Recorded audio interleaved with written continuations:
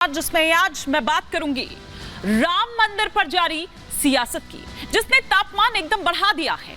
अयोध्या 24 के चुनाव की धुरी बन रही है। इसके केंद्र में प्रभु श्री राम हैं। बीजेपी जहां प्राण प्रतिष्ठा कार्यक्रम को राष्ट्रीय उत्सव में तब्दील करने की पुरजोर कोशिश कर रही है, तो वहीं आईएनडीआईए गठबंधन 24 में हार के डर से सनातन विरोधी बयानबाजी पर उतर आया है। किसी को कुछ समझ नहीं आ रहा है कि आखिर वो किस तरह से रिएक्ट करे। कुछ कहें तो मुसीबत, कुछ ना कहें तो मुसीबत। मजबूरी ये है कि खुलकर कुछ कह भी नहीं सकते। किसी को मुगल याद आ रहे हैं, वो अच्छे लग रहे हैं, तो कोई नौजवानों को अपनी ताकत बरकरार रखने को कह रहा है, तो कोई कह रहा है कि किसी की शादी है या पिता का श्राद्ध है। आप सोचिए कि कहां किस लेवल पर पहुंच गई है अब यहां राजनीति। अयोध्या सबकी है, वो ये कह रहे हैं। कोई कब्जे में लेना चाह रहा है तो उसके कब्जे में लेने से थोड़ी वो कब्जे में हो जाएगी। बात तो कौशलेंद्र जी आपकी ठीक है कि अयोध्या सबकी है, प्रभु श्री राम भी सबके हैं, फिर उनके नाम पर इतनी राजनीति क्यों हो रही है, इतनी बौखलाहट क्यों सामने आ रही है, और निमंत्रण पर पूछे जाने पर आप इतना तमतमा क्यों रहे हैं? क्या है ना कि आपका यही आचरण है जो दूसरे को स्पेस देता है, और जो आरोप आप लगाते हैं उस पर कि वो इसे अपना कार्यक्रम बना रहे हैं, उसका आप उन्हें मौका दे देते हैं। सवाल तो ये है कि क्या ऐसे कल्याण होगा आपका? कम से कम सेंटिमेंट्स को तो समझिए, कम से कम जो संवेदनशीलता है उस मुद्दे की, कम से कम उसे तो समझिए। मान नहीं रख सकते तो मौन तो रह सकते हैं।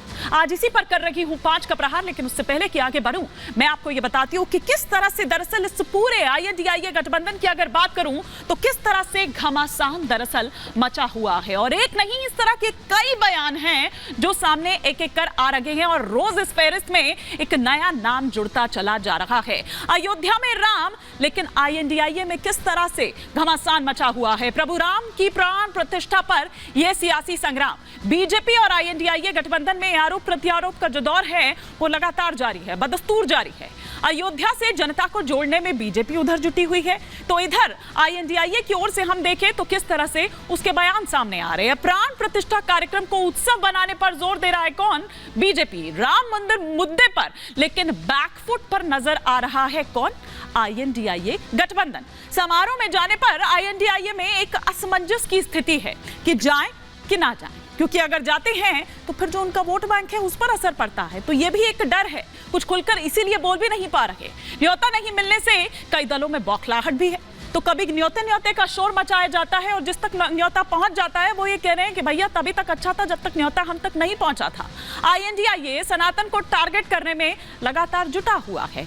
मंदिर मुद्दे की काट नहीं ढूंढ पा रहा है आईएनडीआईए गठबंधन। ये अलग बात है कि कई मुद्दे जो हैं वो इस बीच इसकी काट के तौर पर लाने की कोशिश की गई, लेकिन वो सब फेल ही साबित हुए। बेरोजगारी को भी मुद्दा बनाने की कोशिश की गई, लेकिन उस तरह से उठा नहीं पाए क्योंकि खुद ही उसमें घिर गए।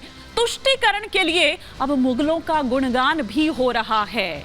अब भगवान राम के नाम पर मुगल याद आ रहे हैं, क्योंकि विरोध अगर इधर करना है तो आप ये देखिए कि किस तरह से तुष्टीकरण के लिए ये गुणगान किया जा रहा है।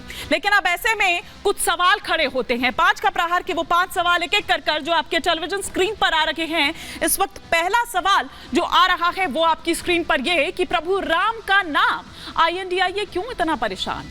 दूसरा सवाल जो आपकी स्क्रीन पर चेंज हो रहा है वो ये कि हार की आहट विपक्ष में क्यों है, ये बौखलाहट, क्या इसीलिए ये बौखलाहट है? तीसरा सवाल ये कि क्या 24 चुनाव की धुरी बन गई है अब अयोध्या? चौथा सवाल जो आपकी स्क्रीन पर आ रहा है वो ये कि मुगलों का गुणगान तुष्टीकरण प्लान?